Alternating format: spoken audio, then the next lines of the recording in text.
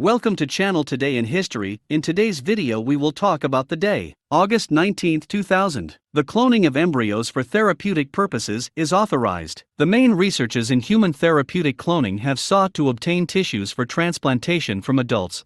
Regenerative medicine, preventing the risk of rejection. But until very recently, therapeutic cloning involved the subsequent destruction of the cloned embryo, from which the cells of the inner cell mass, source of tissue for transplantation, had been extracted. Scientific and institutional. The ways of looking at issues related to assisted reproduction in different countries clearly reflect in their legislation on such assisted reproduction techniques.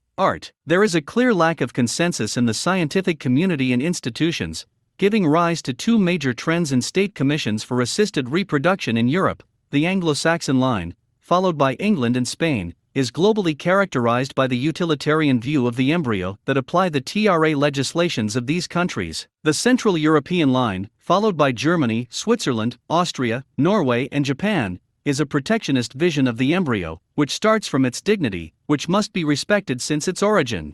Legislations are much stricter in these countries and differ from the parameters of the Anglo-Saxon line, so their laws explicitly state the prohibition of cloning of any kind, as well as the freezing of embryos. Thus, in these countries there are no surplus embryos or embryo banks. Only the eggs that will be transferred to the mother are fertilized. In 1997, the Council of Europe agreed to incorporate into the European Convention on Human Rights and Biomedicine the ban on reproductive or experimental cloning of human beings. The clause, once signed, is mandatory. 28 countries have agreed to ratify it. To enter into force, it needed some of these countries to ratify the signature. On March 1, 2001, after being signed by Spain, Slovakia, Slovenia, Georgia and Greece, the clause entered into force for these countries. A few weeks later, Italy also ratified the ban. 22 countries have yet to ratify the signature and accession. England has taken the lead and has already started research into human cloning for therapeutic purposes, supported by current TRA legislation and the Donaldson Report. On August 19, 2000, cloning for therapeutic purposes was approved in the UK. England was also the first to prohibit cloning for reproductive purposes by law. The United States House of Representatives passed the Cloning Prohibition Act,